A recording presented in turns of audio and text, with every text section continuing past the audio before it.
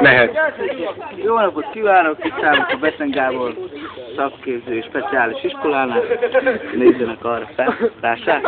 Jó? Itt is speciális gyerek.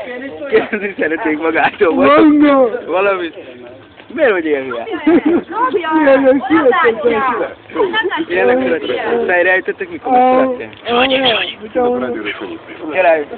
Ott vannak a paszkolapok. Igen, rendőrök. Na figyelj már ide, akkor mi a helyzet az iskolában? Hányos tanuló vagy, te gyere? Ötös vagy?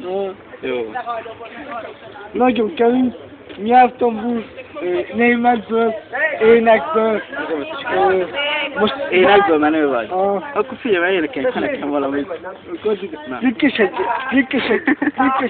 rázom a fenekem és húzom a vérem, ilyenek született, ilyen a vérem, partizálom és kattam rá, ismer meg jobban Sanyikát, az első rapot, amit élhetsz meg, tessék.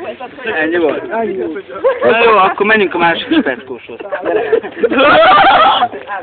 Hello, bello. Hello. Hogy hívnak? Nagy József Dávid a rajt, Jósi barátok. A szasz? Jó. Figyelj, ez itt az Orgy TV. Azt szeretném tőled kérdezni, hányos tanuló vagy? 2-es. Igen, és gazdasági vagy? Javítottál már?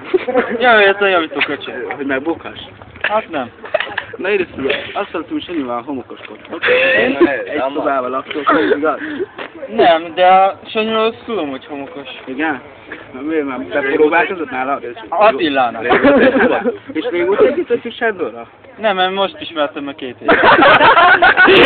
Akkor 2 éve vagytok együtt? Nem, osztálytársak vagyunk. Osztálytársak vagytok? Mi van egy kis hozva? No, jó. Nagyon 100! Bőle, adj ide a telefon! Adj ide a telefon!